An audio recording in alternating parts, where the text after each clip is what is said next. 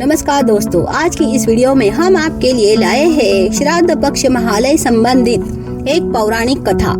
औरंगजेब के पिता और हिंदुस्तान के भूतपूर्व बादशाह शाहजहां जब अपनी आंखें खोकर जेल में कैद अपने ही बेटे के द्वारा बनाई गई अंधेरी दुनिया में जीवन के शेष दिन बिता रहे थे, तब एक दिन पानी से भरा उनका लोटा उनकी ही ठोकर से लुढ़क गया और उसका संपूर्ण पानी बिखर गया।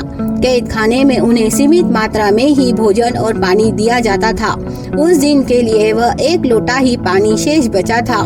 जब वह पानी भी बिखर गया तो शाहजहां परेशान हो गए। बिना भोजन के कुछ दिन निकाले जा सकते हैं, किंतु बिना पानी के तो एक दिन भी निकालना मुश्किल हो जाता है।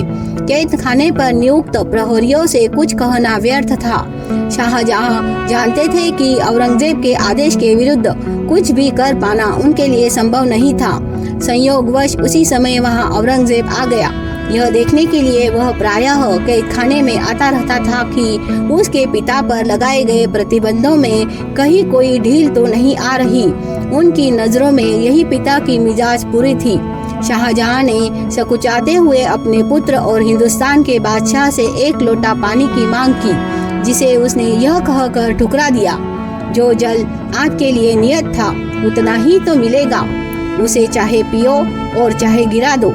हिंदुस्तान के भूतपूर्व बादशाह की आंखों से अश्रुधारा फूट पड़ी, जो बाद में कविता के रूप में ढल गई। इस कविता को शाहजहां ने औरंगजेब के पास भेज दिया।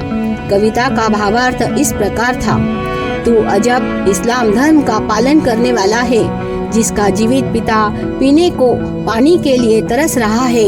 इसके विपरीत वे हिंदू कितने अच्छे हैं, जो मरे हुए पिता को भी जलांजलि देते हैं और श्राद्ध करके भोजन द्वारा उन्हें तृप्त करते हैं।